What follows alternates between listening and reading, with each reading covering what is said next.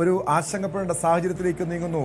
ഈ ഇറാൻ തിരിച്ചടിക്കുന്ന ഈ സാഹചര്യത്തിൽ ഏത് രീതിയിലുള്ള മുൻകരുതലുകളാണ് ഇസ്രായേലിന്റെ ഭാഗത്തു നിന്നുള്ളത്? അവിടെ അടിയന്തരാവസ്ഥ പ്രഖ്യാപിക്കുന്ന നടപടികളിലേക്ക് കടന്നിട്ടുണ്ടോ? ആളുകൾക്ക് കൃത്യമായ നിർദ്ദേശങ്ങൾ ജനങ്ങൾക്ക് നൽകിയിട്ടുണ്ടോ ഭരണകൂടം? തീർച്ചയായും ടോം, ഇതിൽ എടുത്തു പറയേണ്ടത് അതായത് വളരെ കൃത്യമായ ഒരു ആക്രമണത്തിന് തയ്യാറെടുക്കുന്നു എന്ന വിവരം ഇസ്രായേൽ ജനതയെ അറിയിച്ചിരുന്നില്ല. ഒരു പക്ഷേ അങ്ങനെ അറിയിച്ചാൽ അത് ഇറാന് മുൻകൂട്ടി മനസ്സിലാക്കാനും അവർ പ്രതിരോധ കവചം തീർക്കുമെന്നും ഉറപ്പുള്ളത് കൊണ്ടായിരിക്കാം. പക്ഷേ ആക്രമണം നടത്തി അതിൻ്റെ പ്രത്യാക്രമണ സാധ്യത തിരിച്ചറിഞ്ഞ നിമിഷം തന്നെ ജനങ്ങൾക്ക് വാണി നൽകുകയും അങ്ങനെ അടിയന്തരാവസ്ഥ പ്രഖ്യാപിക്കുകയുമാണ് ചെയ്തത്. അതാണ് ഞാൻ സൂചിപ്പിച്ചത്. അതായത് ഇസ്രായേൽ സാങ്കേതിക രംഗത്ത് ഒരുപാട് മുന്നിൽ നിൽക്കുന്ന രാജ്യമാണ്. അതുകൊണ്ട് തന്നെ അവിടെ സാങ്കേതിക സംവിധാനങ്ങൾ ഉപയോഗിച്ചുകൊണ്ടാണ് ഈ അറിയിപ്പുകൾ വരുന്നത്. മൊബൈൽ ഫോണുകളിലേക്കും മറ്റുമൊക്കെ ആളുകൾക്ക് കൃത്യമായ അറിയിപ്പുകൾ വരുന്ന ഒരു സാഹചര്യമുണ്ട്. ഇസ്രായേലിലെ നിർമ്മിതികൾ പ്രത്യേകമായ സ്ട്രക്ചറിൽ ആണ്. അതായത് നമ്മുടെ നാട്ടിലേതുപോലെയല്ല. ഈ യുദ്ധ സാധ്യതകൾ കൂടി മനസ്സിലാക്കിക്കൊണ്ട് കെട്ടിടങ്ങൾക്ക് അണ്ടർഗ്രൗണ്ടുകൾ എന്നത് നിയമപരമായി അനിവാര്യമായ ഒന്നാണ്. അവിടെ പെർമിഷൻ ലഭിക്കണമെങ്കിൽ, കെട്ടിടങ്ങളുടെ പെർമിഷൻ ലഭിക്കണം എങ്കിൽ അടക്കം അങ്ങനെയുള്ള സംവിധാനങ്ങളിലൂടെ മാത്രമാണ്. അതായത് ഓരോ കെട്ടിടത്തിലും വളരെ കൃത്യമായി ആക്രമണം ഉണ്ടായാൽ സുരക്ഷിത താവളത്തിലേക്ക് മാറുവാനുള്ള സംവിധാനമുണ്ട്, കൂട്ടത്തോടെ മാറുവാനുള്ള സംവിധാനമുണ്ട്.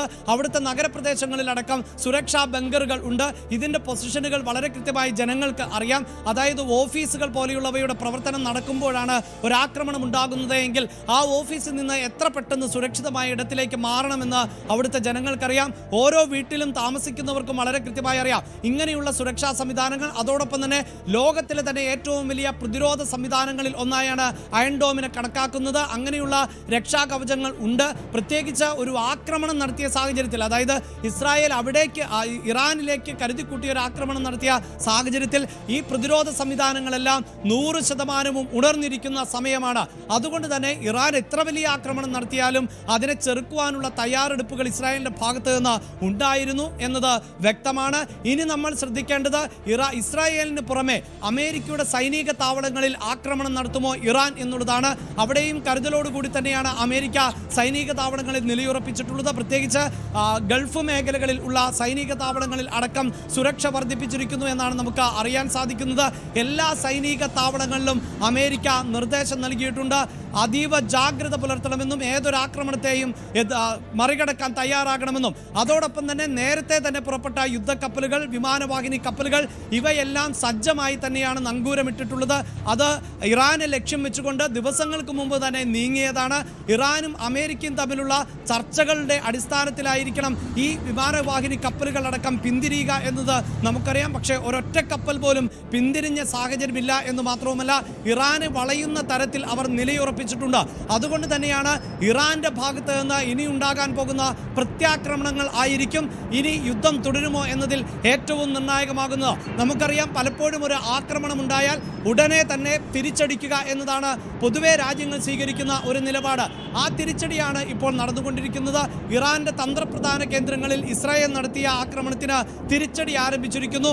ഒരുപക്ഷെ ഈ വാർത്ത നമ്മൾ റിപ്പോർട്ട് ചെയ്യുമ്പോഴും പ്രേക്ഷകരോട് വളരെ കൃത്യമായി ആധികാരികമായി തന്നെ പറയേണ്ടത്, ഈ ആക്രമണത്തിന്റെ തീവ്രതയുടെ വിവരങ്ങൾ, നാശനഷ്ടങ്ങൾ ഇപ്പോഴും നമുക്ക് ലഭ്യമായിട്ടില്ല. കാരണം ഇറാനിൽ തന്നെ ഈ ആക്രമണം ഉണ്ടായി മിനിറ്റുകൾക്കകം അവിടുത്തെ കമ്മ്യൂണിക്കേഷൻ ബന്ധങ്ങൾ നിശ്ചലമാക്കിയ സാഹചര്യമാണുള്ളത്. ഇന്റർനെറ്റ് അടക്കം വിച്ഛേദിച്ചിട്ടുള്ള സാഹചര്യമാണ്. അതായത് ഈ ആക്രമണത്തിൽ എന്തൊക്കെ സംഭവിച്ചു, അതിൻ്റെ തീവ്രത എത്ര എന്നതൊന്നും വളരെ പെട്ടെന്ന് ലോകത്തിലേക്ക് അറിയാൻ സാധിക്കില്ല. അത്തരം കമ്മ്യൂണിക്കേഷനുകൾ എല്ലാം ഇപ്പോൾ ബന്ധിപ്പിച്ചിരിക്കുന്ന അവസ്ഥയാണ് ഇറാനിൽ ഉള്ളത്. അതുകൊണ്ട് തന്നെ എത്ര തീവ്രമായ ആക്രമണമാണ്, എത്ര വലിയ ആൾനാശമാണ് ഉണ്ടായത്, എത്ര കെട്ടിടങ്ങൾ തകർന്നു, ഇതൊക്കെ നമുക്ക് കുറച്ചുകൂടി കാത്തിരുന്ന് കാണേണ്ടതുണ്ട്.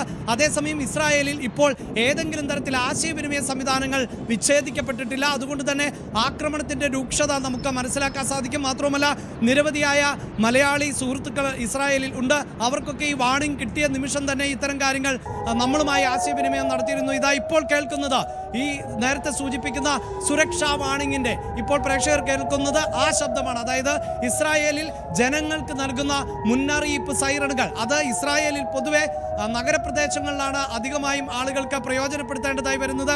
എന്ത് തന്നെയാണ് എങ്കിലും ജനങ്ങൾ ജാഗ്രത പാലിക്കണമെന്ന നിർദ്ദേശം നൽകിയിട്ടുണ്ട്. ഇറാൻ ഒരുപക്ഷെ ആക്രമണം തുടരുവാനുള്ള സാധ്യത തള്ളിക്കളയാൻ സാധിക്കില്ല. ചിലപ്പോൾ ഈ ഇസ്രായേൽ നടത്തിയ ആക്രമണത്തിനുള്ള തിരിച്ചടി എന്ന നിലയിൽ അവസാനിപ്പിച്ചേക്കാം. അതോടൊപ്പം ഒരു കാര്യം കൂടി സൂചിപ്പിക്കേണ്ടത്, ടോം, ഈ വിഷയത്തിൽ ലോകരാജ്യങ്ങൾ ഇനി എങ്ങനെ ഇടപെടും എന്നുള്ളതാണ്. പ്രത്യേകിച്ച് റഷ്യ ഉൾപ്പെടെയുള്ള രാജ്യങ്ങൾ അമേരിക്കയുടെ ഈ സൈനിക നീക്കത്തോട് എന്ത് നിലപാടായിരിക്കും സ്വീകരിക്കുക എന്നതും പ്രധാനമാണ്. ഇറാന് മറ്റേതെങ്കിലും രാജ്യങ്ങൾ ഇനി സഹായഹസ്തവുമായി എത്തുന്ന സാഹചര്യം ഉണ്ടാകുമോ എന്നതിലും വ്യക്തതയില്ല. മാത്രവുമല്ല, നമുക്കറിയാം ഇറാനിന്റെ പൊതു സ്വഭാവം എന്നത് നമുക്കറിയാവുന്നതാണ്.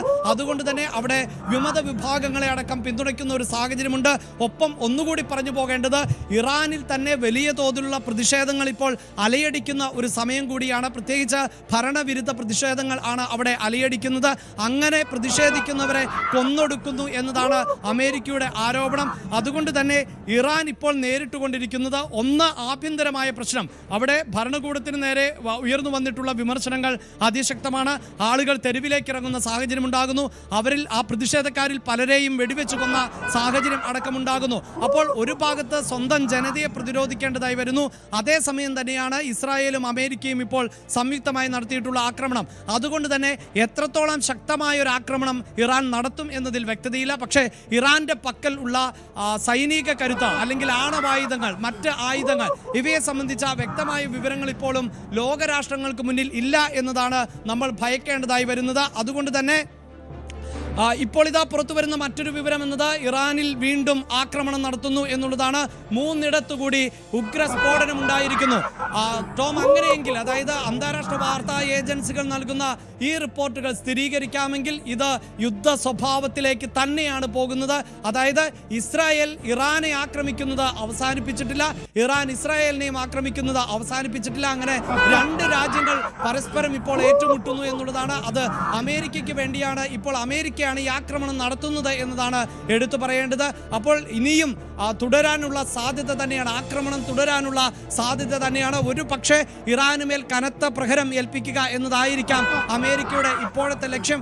അങ്ങനെ വലിയ പ്രഹരം ഏൽപ്പിച്ചുകൊണ്ട് ഇറാനെ ചർച്ചയ്ക്ക് ഒരുക്കുക, അങ്ങനെ ഇറാനെ ഈ ആണവ നിരായുധീകരണത്തിലേക്ക്, ആണവ പരീക്ഷണങ്ങൾ അവസാനിപ്പിക്കുന്നതിലേക്ക്, ഒപ്പം ബന്ദികളാക്കപ്പെട്ടവരെ തിരിച്ചു നൽകുന്നതിലേക്ക്, ഭരണകൂടത്തെ കൃത്യമായൊരു സമ്മർദ്ദത്തിലേക്ക് എത്തിക്കുക എന്നത് ഒരു പക്ഷേ ലക്ഷ്യം വയ്ക്കുന്നുണ്ടാകാം അമേരിക്ക. അതുമാത്രവുമല്ല, ഈ ഇത്തരത്തിലൊരു യുദ്ധത്തിലേക്ക് കടന്നാൽ ഇറാനിൽ നിന്നടക്കം വലിയ തോതിലുള്ള പ്രതിഷേധങ്ങൾ, അതായത് ഭരണകൂട പ്രതിഷേധങ്ങൾ കൂടുതൽ ശക്തി പ്രാപിക്കാനുള്ള സാധ്യത കാണുന്നുണ്ട്. അങ്ങനെ ഇറാനെ എല്ലാ തരത്തിലും വരിഞ്ഞു മുറുക്കുക എന്ന ഒരു നിലപാട് ഒരു പക്ഷേ അമേരിക്ക സ്വീകരിച്ചിട്ടുണ്ടാകാം. കൂടുതൽ വാർത്തകൾക്ക് News 18 Keralam YouTube channel subscribe ചെയ്യുക.